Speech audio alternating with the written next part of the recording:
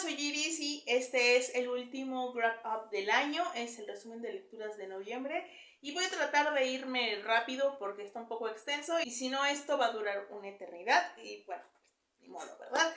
El primer libro que voy a mencionar es El Ministerio del Dolor de Dubravka Ugrestic. Este libro tiene de fondo la desintegración de Yugoslavia. Para quienes no lo sepan, Yugoslavia pues era un país en los Balcanes que terminó dividiéndose en varios países. Estos países son actualmente Eslovenia, Croacia, Bosnia, Montenegro, Macedonia del Norte y Serbia. Esto fue después de muchísimos conflictos étnicos y religiosos dentro de Yugoslavia y hubo una guerra de por medio, la guerra de los Balcanes en los 90. De hecho, la autora, que ya falleció, era yugoslava y pues con la desintegración ella fue croata. En este libro tenemos a Tanja, quien era una escritora, se dedicaba al mundo de los libros y pues cuando está la guerra de los Balcanes, ella junto con su esposo dejan Yugoslavia y se refugian en los Países Bajos, en Holanda. Y la historia trata sobre eso. Ella termina dando clases de, pues, una materia que es como literatura yugoslava, algo así, donde se encuentra con otros refugiados de Yugoslavia, ¿no? De distintas zonas que se encontraban en, pues, distintas situaciones durante el conflicto y habla mucho sobre el desarraigo. Pero no solo el desarraigo de haber tenido que abandonar su tierra, porque en cierto momento, pues la guerra ha concluido, Yugoslavia se ha dividido, ellos ya pueden ir y visitar a sus familias y todo, pero pero como digo, no es solo el desarraigo de haber dejado atrás Yugoslavia, sino la idea del país, ¿no? O sea, el país en el que ellos nacieron, crecieron y vivieron ya no existe. Y tienen que acostumbrarse a eso. Entonces lidian pues un poco con estos recuerdos, este dolor, este cambio, porque a lo mejor pues ellos no eran muy nacionalistas, pero no es lo mismo que un día tu país desaparezca y se convierta como en algo diferente y que de pronto las tradiciones sean vistas bajo otra óptica y que haya todo este peso de, pues es que hubo masacres, es Srebrenica, ¿no? Seguro lo estoy diciendo terriblemente mal, pero la población bosnia la pasó terriblemente mal. Y todavía esos conflictos territoriales siguen en la actualidad porque fue una situación bastante compleja. Entonces lo que ya nos muestra es esto, ¿no? Cómo ella vive ese desarraigo, ese sentir que ha perdido algo importante, pero también sus alumnos con quienes ella trata al inicio como de ser muy barco, muy de, ay, vamos a hacer esto como para tratar nuestro trauma, porque todos ustedes necesitan terapia, pero no sé qué. Y ocurren un montón de cosas. El título me sorprendió porque cuando queda claro por qué se llama así, fue como de, definitivamente lo último que no esperaba. Es un libro bastante lento, bastante mesurado, habla mucho sobre estas emociones que tiene, las relaciones que se han quedado atrás, porque aunque ella se fue con el marido, desde un inicio sabemos que ya no están juntos, que este mismo desarraigo los separó, que él se fue a Tokio, entonces pierde su familia, pierde su pareja, pierde su carrera, porque lo que ella estudió pues ya ni siquiera es práctico como tal, pierde su país y tiene que reajustar toda su vida. Les digo, es como bastante lento, bastante mesurado. Me gustó, pero al mismo tiempo no fue como un libro que me encantara. Sin embargo, me dejó como mucha curiosidad de leer más. De hecho, me metí en un ¿cómo se llama? Un hoyo de conejo. Y estuve hasta la madrugada leyendo cosas sobre la desintegración de Yugoslavia. Como que quiero leer algo más sobre este tema. Luego leí 2 libros de la misma autora. Uno lo empecé el mes pasado durante maratón de lectura Escape the Book que organizó Nancy, pero lo terminé durante noviembre. Y bueno, leí 2 libros de la autora cubana Elaine Vilar Madruga. Primero fue el que está como de super moda, muy alabado en YouTube México, en YouTube España, y es El cielo de la selva, que igual su título cuando cobra sentido en el texto fue ¡oh! Es probable que ya se hayan topado con este libro. Se edita en España, pero también en México por parte de Elefante Editorial. Y aquí tenemos la historia de un grupo de personas que, o sea, están relacionadas consanguíneamente, pero no creo que la definición de familia quede con ellas. Y es que este grupo de personas, principalmente mujeres, en su mayoría, que viven en una hacienda rodeada por una selva. Y no pueden salir de ese lugar porque la selva pues controla todo lo que pasa ahí. La selva provee, la selva da refugio, la selva da alimento, la selva da cosas, pero a cambio la selva quiere ser alimentada.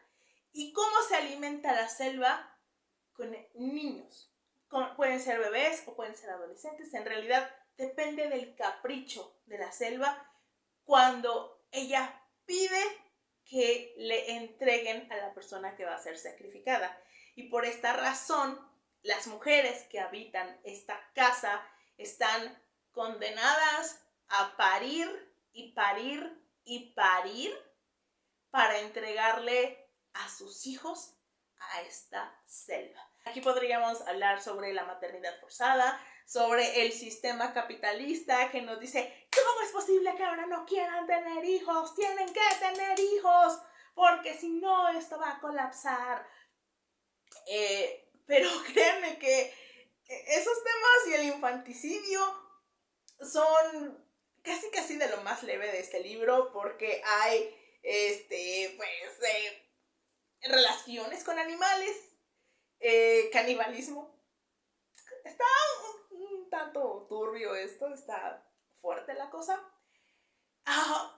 La narración de Elaine me pareció increíble. Es una novela a distintas voces, cada una se va turnando. Entonces también vemos un poco distintas maneras de entender o de vivir la maternidad. Tenemos a una madre que no se vincula para nada con los hijos, que es la que está pariendo y ya no se vincula con ellos. Desde un inicio no lo ha hecho, para que así pueda como entregarlos. De hecho, podríamos decir que odia a sus hijos, especialmente a una de ellas. Está otra, la perra jíbara. Oh my god, la perra jíbara. Esa parte fue increíble porque es como Elaine juega un poco contigo y no sabes si está siendo literal o está siendo metafóricamente hablando. No sabes hasta que pasa algo. Y fue como, ¿qué es esto? ¿Qué onda? Nunca pensé que se tratara de eso. Y esta es una madre que protege y hay otra madre que sufre por haber iniciado este ciclo con ellos. Y estos distintos tipos de enfrentarse a la maternidad forzada. Les digo que la prosa es bastante cruda, bastante vulgar en algunos momentos, podríamos decir. Fuerte. Está Ifigenia, quien es una adolescente y tiene un impulso sexual muy fuerte. Entonces, muchos de sus diálogos es de ese tema, muy explícito, que podríamos conectarlo con el otro libro de la autora que leí. Y les digo, es que está potente, está muy potente. Hay una parte ya casi al final, en donde dije que, ¿qué onda con esto? Pasa algo y se conecta y con algo que pasó antes y es como que todo cobra sentido y explicas qué te quería contar la autora. Ese momento del final, probablemente de los mejores finales que leí este año. Todavía estoy masticando El cielo de la selva. Yo digo que se va a colar en mis mejores lecturas del año porque estuvo intenso. O sea, hay cosas que no me terminaron de gustar, pero es más como una cuestión de gusto personal, más que de calidad de la obra. Pero muy, muy bueno. O sea, merece el hype, en mi opinión. Un hype totalmente merecido. Y luego escuché el audiolibro de La tiranía de las moscas. Este audiolibro está en Everand. Como siempre digo, voy a dejar un link en la caja de descripción por si quieren obtener 2 meses gratis en la plataforma. Esta fue una novela previa de Elaine, que también edita, ay no, este no lo edita Elefanta, este lo edita Polilla. Se puede conseguir en México, diría que fácilmente, con Polilla Editorial.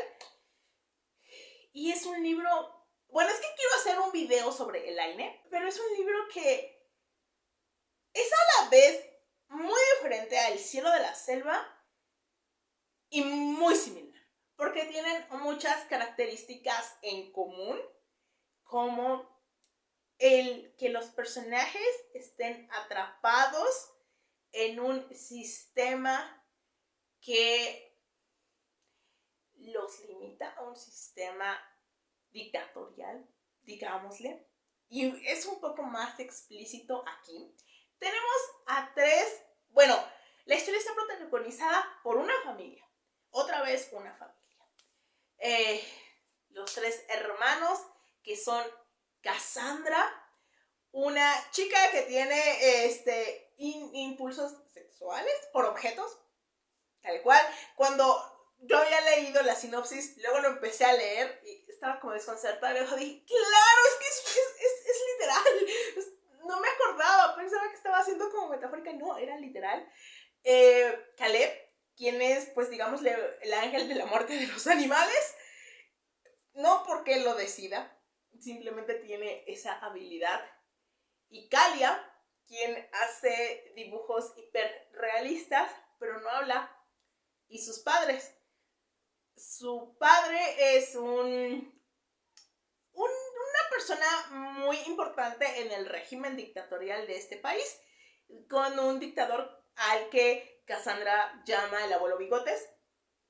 Y el padre cae de la gracia del abuelo Bigotes y eso lo tiene muy paranoico. Y debido a esa paranoia, hace que toda la familia esté encerrada en la casa familiar durante un verano calurosísimo. Y en realidad nosotros vemos qué llevó a esta situación y cómo se está desarrollando ese encierro en esta familia, porque el padre se convierte en un dictador de su propia casa. La prosa es diferente a El cielo de la selva. La manera en la que los personajes se expresan también influye seguramente que sean de estratos sociales diferentes, porque pues aquí tenemos una familia que es gente cercana al dictador, viven muy muy bien. De hecho, aunque nunca lo dicen, nunca mencionan la marca, siento que es obvio que la madre está obsesionada con unos zapatos Louboutin. Porque habla sobre zapatos hermosos y zapatos rojos y no sé qué. Entonces se expresan diferentes. Está contado un poco igual, intercalando las voces, un poco intercalando los tiempos. En El cielo de la selva eso sucede menos, el tiempo es más lineal, aunque sí nos cuentan cosas. Pero hay una tensión en esta historia, porque la situación se va recrudeciendo cada día, ¿no? Los hermanos se odian entre sí, pero llega un punto en el que ellos dicen, tenemos que unirnos contra quien nos está oprimiendo. Entonces les digo que El final, no estoy segura de qué pensar del final porque yo esperaba una cosa. De hecho, como que entendí una cosa en el final y luego en el epílogo fue como de, ¿ah? Requiere una relectura. Definitivamente. Los dos me gustaron mucho, pero diría que El cielo de la selva es mi favorito. El único tomo de manga que leí este mes fue Look Back de Tatsuji Fujimoto. Este me lo compré a principios de año por un impulso.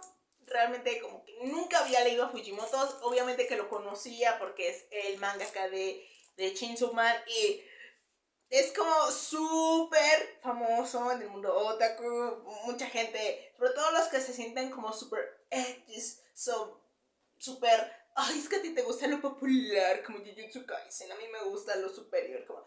De gente que es así. Pero yo tenía mucha curiosidad por leer a Tatsuki.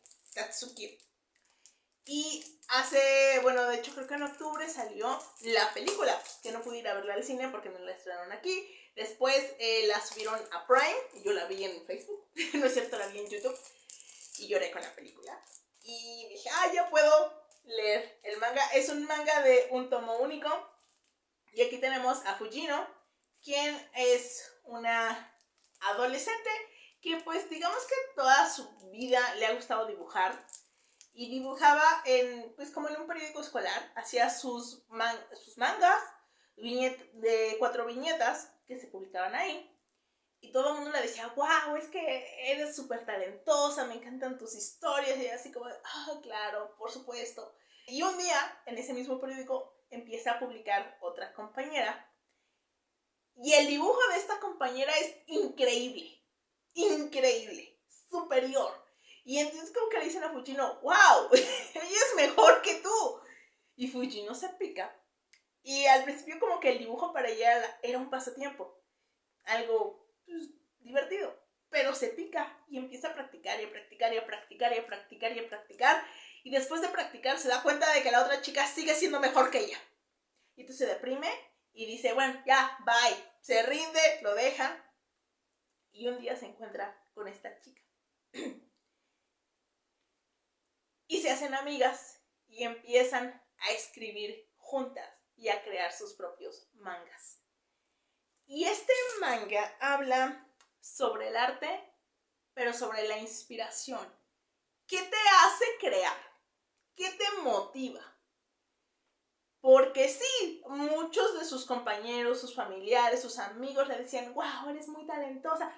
Pero lo que ella la hace esforzarse más, lo que detona su motivación es esta chica, que es mejor que ella en el dibujo y que decide, yo tengo que superarme.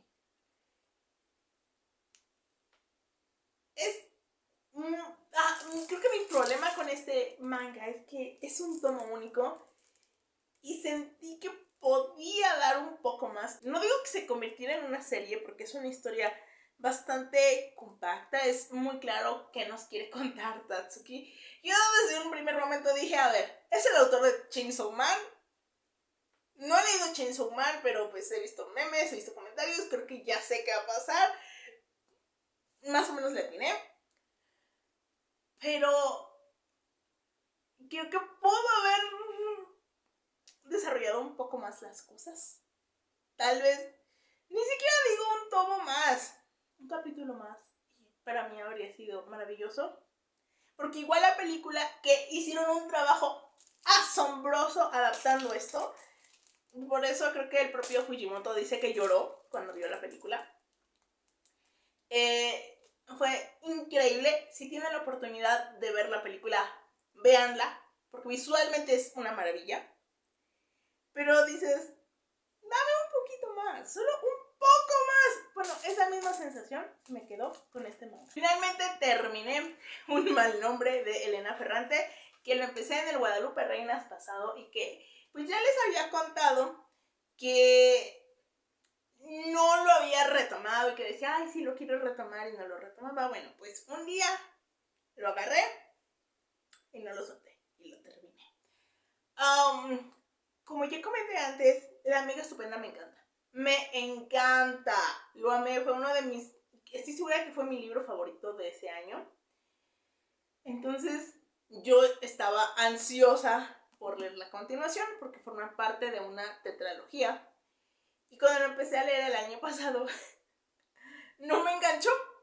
He visto comentarios que dicen que la amiga estupenda es lentísima, que es no pasa nada, que es como un matrimonio mal llevado, por lo aburrido. A mí me encantó, o sea, fue divertidísimo, lo devoré, chisme a cada página, perfecto.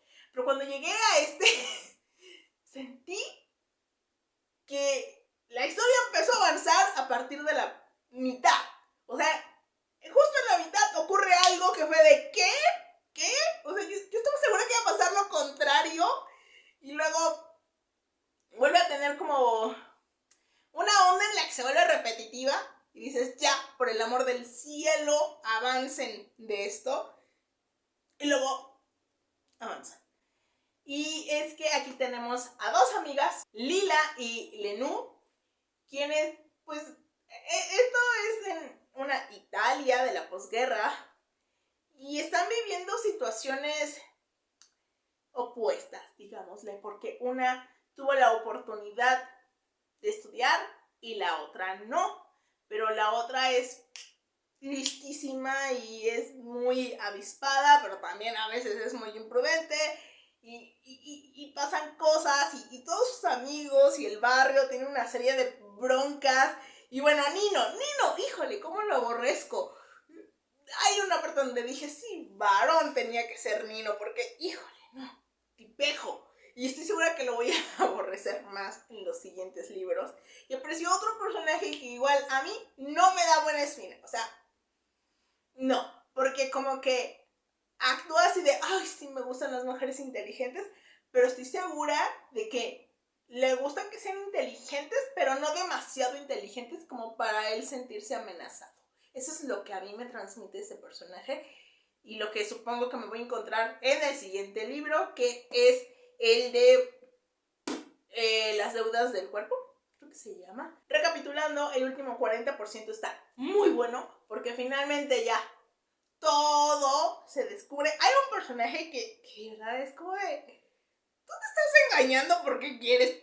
Ya te lo han dicho en la cara y tú sigues así como que, creo que no, creo que no. Te engañas porque quieres. Y está divertida esa parte. Entonces, no sé cuándo voy a leer Las deudas del cuerpo, pero sí va a ser en 2025, solo que no sé en qué mes. No digo que voy a acabar la tetralogía en este año porque no lo sé. Pero el tercero sí, definitivamente lo voy a leer. Los últimos jinetes del dragón de Baubazar, de Indra Das. Esta es una novela corta de fantasía que ha editado Hermevela y que está en Everett. Ahí lo leí. Y aquí tenemos a Ru, quien es un chico que vive en Calcuta en los 90. Y es un chico que, por la manera en la que ha sido criado por sus padres y su abuela, no es como de, no tiene arraigo, es como si no fuera ni de aquí ni de allá. Y fue la principal intención de sus padres, tenían como sus motivos, no estoy de acuerdo con ellos, pero es como un chico muy solitario por esa razón, ese desarraigo, porque sus compañeros le dicen, es que tú no pareces como nosotros, de dónde eres, de quién es tu familia, cuál es tu religión, y él no tiene una respuesta como tal a eso, porque su familia está llena de secretos y de historias relacionadas con dragones y con otra época. Es un libro muy lírico, muy hermoso, muy nostálgico. Ay, no, está preciosa la historia. Me gusta mucho cómo aborda el género del abuelo de Ru y de la abuela y todo está precioso. Me parece que la propuesta de Indra Das es muy bella y disfruté muchísimo esta lectura y pues le estoy echando el ojo a otros libros de la India que quiero leer el próximo año, motivada por este y motivada por Babel, por un personaje de Babel. La policía de la memoria de Yoko Ogawa, otro libro que empecé hace como 3 años, lo pausé y lo retomé este año. Esta es una historia que transcurre en una isla donde de pronto un día empiezan a desaparecer cosas. Cosas, me refiero, desaparecen las aves. Y la gente las olvida. Olvida su existencia, olvida la palabra, olvida el concepto, olvida hasta las sensaciones asociadas a esos objetos o esos seres que desaparecen. Sin embargo, no todas las personas olvidan. O sea, como que todo el mundo, el 99% de la gente lo olvida, menos ese 1%. Y es que la policía de la memoria busca ese 1% para hacerles cosas. Nuestra protagonista es una escritora que pues vive en esta isla. Su madre fue una de las que no podían olvidar, y ve cómo van desapareciendo las cosas y la sensación que va dejando. Habla mucho del lenguaje, sobre todo a partir de cierto momento de la historia, y de cómo lo que no nombramos no existe, y la importancia de ello. Me costó trabajo conectar, no tanto porque se me hiciera aburrido, sino porque a veces sentía que no estaba terminando de entender cómo funcionaban las cosas, porque decía, bueno, pero si esto desapareció, ¿por qué tiene la suficiente conciencia como para mencionarlo dentro de la narración? Entonces, sí, no es que no me gustara, pero sentí que esperaba que me gustara mucho más de lo que me gustó. Pero estuvo interesante. De esta relectura imprevista a la serie Como agua para chocolate de Laura Esquivel. No estaba en mis planes releerlo este año. Había planeado dejar pasar como otro par de años para eso. Sin embargo, bueno, pues yo no estaba viendo la serie porque no tengo HBO. Veía las publicaciones, veía cosas y no sé qué, y dije, basta, necesito releerlo. Y lo hice. No ha cambiado mucho mi opinión. Creo que lo disfruté más que la vez anterior que lo releí dentro del Guadalupe Reinas. Ya había cosas que se me habían borrado de la mente. Entonces pude redescubrir esos detalles. Y luego Viole me prestó su cuenta en Max y pues ya he podido ver la serie y hacer corajes. Miren que yo realmente soy una persona que dice, bueno, pues está bien, ¿no? La historia no tiene por qué ser igualita en su adaptación. Pues son distintos lenguajes, puede tener su propia personalidad. Pero cuando me quitas todo lo que me gusta y lo que me das ni siquiera supera lo que me quitaste, ahí sí me molesta. Ahí sí me molesta y mucho. Entonces, no, la serie no me ha gustado. El capítulo 3, híjole, desató mi lado hater, pero al máximo. No voy a entrar en más detalles de Como agua para chocolate porque creo que ya es un libro muy conocido, está la serie, y tengo como 3 videos bastante de hace como 8 años hablando de este libro. Pues ya puedo dirigirlos a ellos para que sepan como que mi opinión de esta historia y toda la cosa. La última lectura que hice fue Cartucho de Nelly Campobello, que fue la lectura del mes en Leer en Compañía. Es la primera vez que nos toca leer relatos. Todas nuestras lecturas previas habían sido novela. Y estos son relatos bastante breves. Creo que el más largo es como de 6 páginas. Y ocurren durante la época de la Revolución Mexicana. Principalmente un par salen de eso, pero están principalmente situados en Parral, Chihuahua, y están narrados desde los ojos de una niña. Y habla pues de Pancho Villa, de las veces que sí lleva Parral, de los carrancistas, los revolucionarios, pero principalmente, en resumidas cuentas, de la violencia. Y es lo que, o sea, tú notas esta candidez, esta inocencia en la manera en la que te están contando esta historia. Pero te está contando cosas horribles, cosas muy fuertes. Y con ese tono tan cándido, tan inocente, lo hace muy impactante. Hay uno en donde, por ejemplo, cuenta que pues fallece alguien y lo que ella siente, esa persona ella lo conocía de jugar, de convivencias, y lo que ella siente es curiosidad. Y va a verlo y lo que hace es ponerse a contar los orificios. Y dices, no manches. Y te quedas en shock. Y hay otros que también, o sea, les digo, es impactante porque lo que te están contando es muy fuerte. Y la niña lo tiene absolutamente normalizado por la situación de violencia que vivían ahí. Entonces, como que ya todo se le hace como súper normal, ¿no? Así como de, sí, fueron a tirar a una persona ahí, no sé qué.